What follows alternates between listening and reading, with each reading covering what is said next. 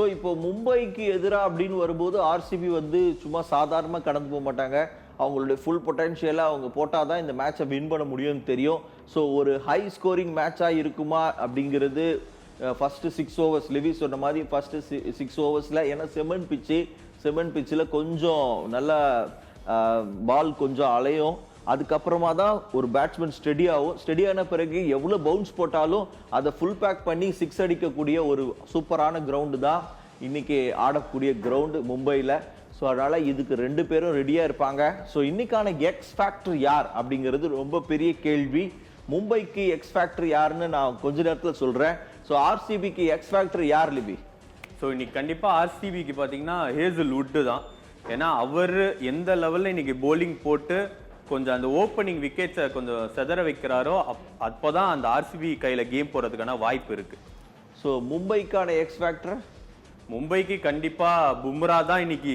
So ஓவராலாகவே அந்த team கொஞ்சம் டவுனாக இருக்கிறனால இன்னைக்கு பும்ரா தான் மும்பைக்கு ஒரு எக்ஸ் ஃபேக்டராக இருக்கிறதுக்கான வாய்ப்பு அதிகமாக இருக்குது. ஸோ மேட்சப்பில் யாருக்கெல்லாம் அதிகமான சான்சஸ் இருக்குது? ஃபார் எக்ஸாம்பிள் இப்போ கோலிக்கு எதிராக பும்ராவை வைக்கலாமா?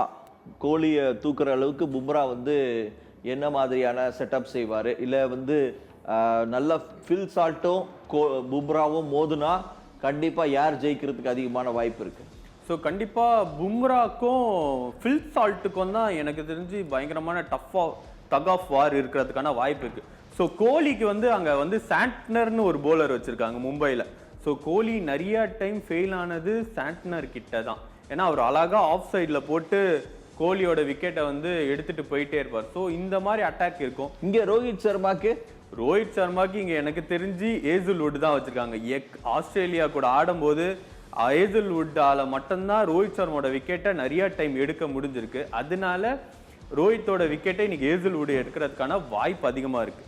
ஓகே கைஸ், இப்போ நம்ம நிகழ்ச்சியுடைய இறுதி பகுதிக்கு வந்துட்டோம். ஐபிஎல் கொண்டாட்டம் பட்டா பாக்கியம் படாட்டி லேகிய முடிய மிக முக்கியமான விஷயம், யார் வின் பண்றதுக்கு சான்ஸ் இருக்கு? மக்கள் தீர்ப்பை பார்க்கறதுக்கு முன்னாடி லெவியுடைய தீர்ப்பை பார்க்கலாம். லெவி, யாருக்கு சான்ஸ் ஜாஸ்தி? ஸோ இன்னைக்கு எனக்கு தெரிஞ்சு ஆர்சிபிக்கு ஒரு 55, மும்பைக்கு ஒரு 45.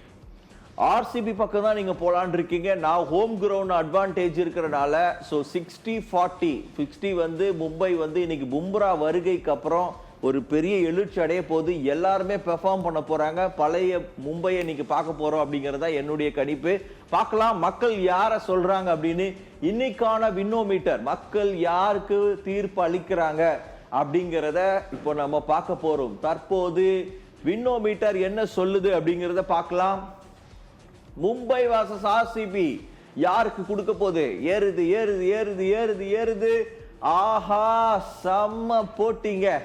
செம்ம போட்டியில மும்பை இந்தியன்ஸ்க்கு 47% தான் ஆர்சிபி தற்போது இருக்கிற ஃபார்முக்கு கிடைத்த மதிப்பு தான் 53%. இது ரொம்ப பெரிய டிஃபரண்ட் ஒண்ணு இல்லைனாலும் நெக் டு நெக் தான் இன்னைக்கு மேட்ச். இன்னைக்கு பயங்கர பரபரப்பா இருக்க போகுது. ஸோ அதனால டோன்ட் மிஸ் இட். இன்னைக்கு மேட்சை மிஸ் பண்ணிடாதீங்க. ஒரு பெரிய விருந்து காத்திருக்கு. ஒரு பெரிய பெரிய பவுலர்ஸும் பெரிய பெரிய பேட்ஸ்மேனும் இன்னைக்கு மோத போறாங்க. இன்னைக்கு ஒரு பெரிய கேம் சேஞ்சஸ் நடக்கலாம். பும்ரா என்ட்ரி ரொம்ப ரொம்ப முக்கியங்க.